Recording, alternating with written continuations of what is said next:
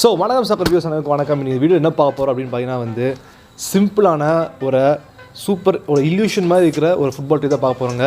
So இந்த video வந்து ஃபுல்லாக பாருங்கள், ஸ்கிப் பண்ணாமல். இந்த சேனல் நீங்கள் புதுசாக மறக்காமல் சப்ஸ்கிரைப் பண்ணிக்கோங்க.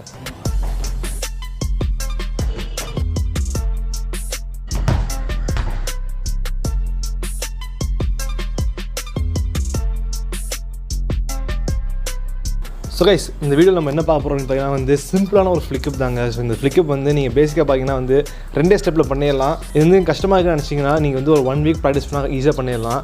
ஸோ இந்த ஃப்ளிக்கப் எப்படி இருக்குன்னு பார்த்தீங்கன்னா வந்து இப்படி தான் இருக்கும்.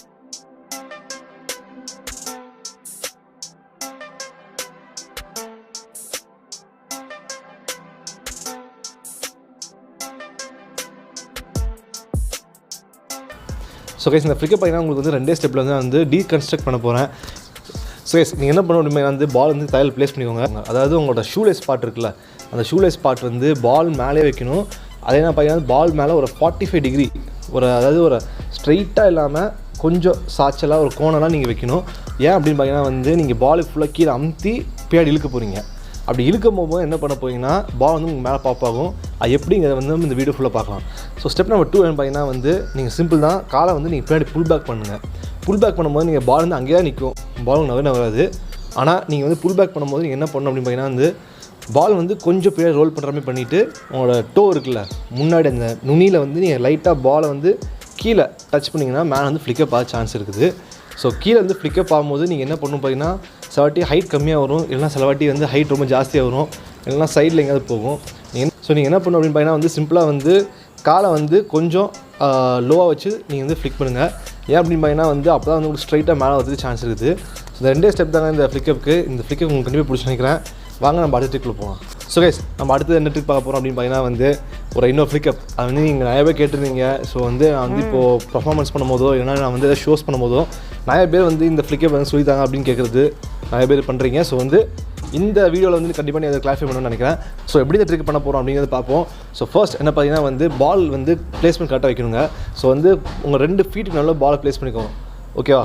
ஸோ அப்படி ப்ளேஸ் பண்ணும்போது என்ன பண்ணணும் பார்த்தீங்கன்னா வந்து உங்களோட ஸ்ட்ராங் ஃபுட் வந்து வீக் ஃபுட்டுக்கு சுற்றி கொண்டு போய் மேலே இப்படி தூக்கணும், ஃப்ளிக் பண்ணணும், ஓகேவா?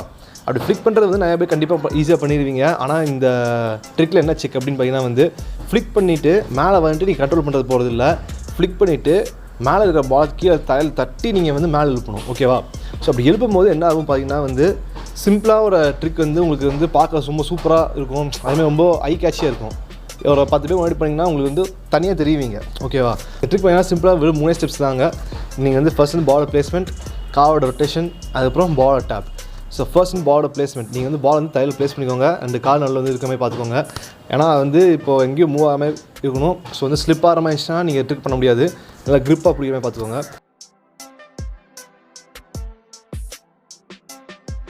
ஸோ அப்படி இருக்கும்போது நீங்கள் என்ன பண்ணணும் அப்படின்னா வந்து ஸ்ட்ராங் ஃபுட்டை வந்து வீக் ஃபுட்டை பின்னாடி சொல்லட்டி நீங்கள் வந்து மேலே லைட்டாக ஒரு சின்ன ஒரு ஹைட் கொடுங்க, லைட்டாக அப்படி தூக்குங்க, ஓகேவா?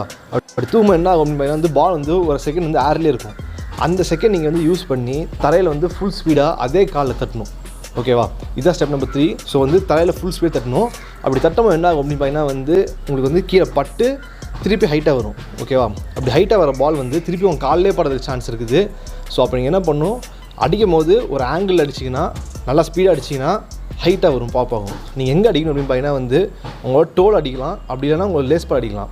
என்னை பொறுத்த வரைக்கும் நான் வந்து லேஸ் பாட் யூஸ் பண்ணுறது வந்து கொஞ்சம் ஈஸியாக இருக்கும். உங்கள் டோ உங்களுக்கு கொஞ்சம் ஈஸியாக இருந்ததுன்னா கண்டிப்பாக நீங்கள் அதுவும் யூஸ் பண்ணி பார்க்கலாம்.